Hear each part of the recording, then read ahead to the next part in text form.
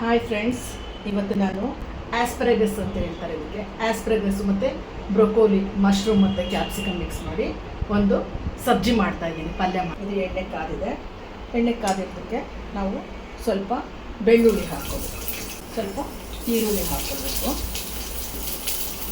ಸ್ವಲ್ಪ ಕರಿಬೇವಿನ ಸೊಪ್ಪು, 2 ಹಸಿಮೆಣಸಿನಕಾಯಿ, ಒಂದು ಸ್ವಲ್ಪ ಕ್ಯಾಪ್ಸಿಕಮ್. ಮತ್ತು ಕ್ಯಾಪ್ಸಿಕಮ್ಮು ಚೆನ್ನಾಗಿ ಫ್ರೈ ಆಗಿದೆ. ಈ ಹಂತದಲ್ಲಿ ಮಶ್ರೂಮನ್ನು ಹಾಕ್ಕೊಳ್ಬೇಕು. ಮಶ್ರೂಮ್ ಹಾಕಿದ ನಂತರ ಒಂದು ಪ್ಲೇಟ್ ಮುಚ್ಚಿ ಬೇಯಿಸ್ಕೊಬೇಕು.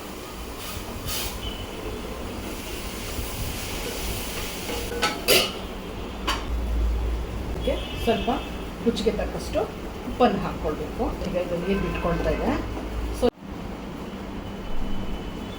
ಈಗ ಇದು ಮಶ್ರೂಮು ಒಂದು 80% ಬೆಂದಿದೆ ಚೆನ್ನಾಗೆ. ಸೊ ಈ ಹಂತದಲ್ಲಿ ನಾನು ಸ್ವಲ್ಪ ಟೊಮೊಟೊ ಹಾಕ್ಕೊಳ್ತಾ ಇದ್ದೀನಿ. ಕಟ್ ಮಾಡಿರ್ತಕ್ಕಂಥ ಒಂದು ಟೊಮೊಟೊ ಹಾಕ್ಕೊಳ್ತಾ ಇದ್ದೀನಿ. ಮಶ್ರೂಮು ಚೆನ್ನಾಗಿ ಬೆಂದಿದೆ.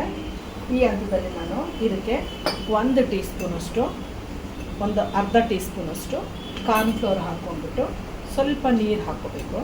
ನೀರು ಹಾಕಿ ಮಿಕ್ಸ್ ಮಾಡ್ಕೋಬೇಕು ಗ್ರೇವಿಗೋಸ್ಕರ.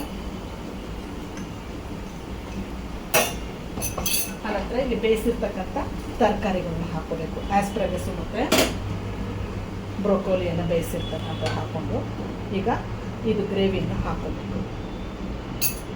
ಕಾರ್ನ್ಫ್ಲೋರು, ನಂತರ ಒಂದು ಸ್ವಲ್ಪ ರುಚಿಗೆ ತಕ್ಕಷ್ಟು ಉಪ್ಪನ್ನು ಹಾಕ್ಕೋಬೇಕು. ಸ್ವಲ್ಪ ಟೊಮೊಟೊ ಸಾಸು ಮತ್ತು ಚಿಲ್ಲಿ ಸಾಸನ್ನು ಹಾಕ್ಕೊಳ್ಬೇಕು. ನೀರು ಹಾಕ್ಕೋಬೇಕು, ತರಕಾರಿ ಬೇಯಿಸಿರ್ತಕ್ಕಂಥ ನೀರು. ಇದು ರೆಡಿಯಾಗಿದೆ. ಮಶ್ರೂಮು, ಬ್ರೊಕೋಲಿ ಮತ್ತು ಆಸ್ಪರಗಸ್ ಹಾಕಿ ಮಾಡಿರ್ತಕ್ಕಂಥ ಒಂದು ಸಬ್ಜಿ ರೆಡಿಯಾಗಿದೆ. ಒಂದು ಸ್ವಲ್ಪ ಕೊತ್ತಂಬರಿಯನ್ನು ಹಾಕಬೇಕು. ಈಗ ಸ್ಟವನ್ನು ಆಫ್ ಮಾಡಿಕೊಡ್ಬೇಕು. ಆಸ್ಪರಗಸ್ಸು, ಮಶ್ರೂಮು ಮತ್ತು ಬ್ರೊಕೋಲಿ ಮಿಕ್ಸ್ ಮಾಡಿರ್ತಕ್ಕಂಥ ಒಂದು ಸಬ್ಜಿ ರೆಡಿಯಾಗಿದೆ. ಇದು ಚಪಾತಿ ಒಟ್ಟಿಗೆ ಸೇವಿಸಲಿಕ್ಕೆ ತುಂಬ ಟೇಸ್ಟಿಯಾಗಿರುತ್ತೆ. ಸೊ ನೀವು ಮನೆಯಲ್ಲಿ ಒಮ್ಮೆ ಇದೇ ಥರನಾಗಿ ಮಾಡಿ ಟೇಸ್ಟ್ ಮಾಡಿ ನೋಡಿ, ಲೈಕ್ ಮಾಡಿ, ಶೇರ್ ಮಾಡಿ. ಬಾಯ್ ಬಾಯ್, ಥ್ಯಾಂಕ್ ಯು.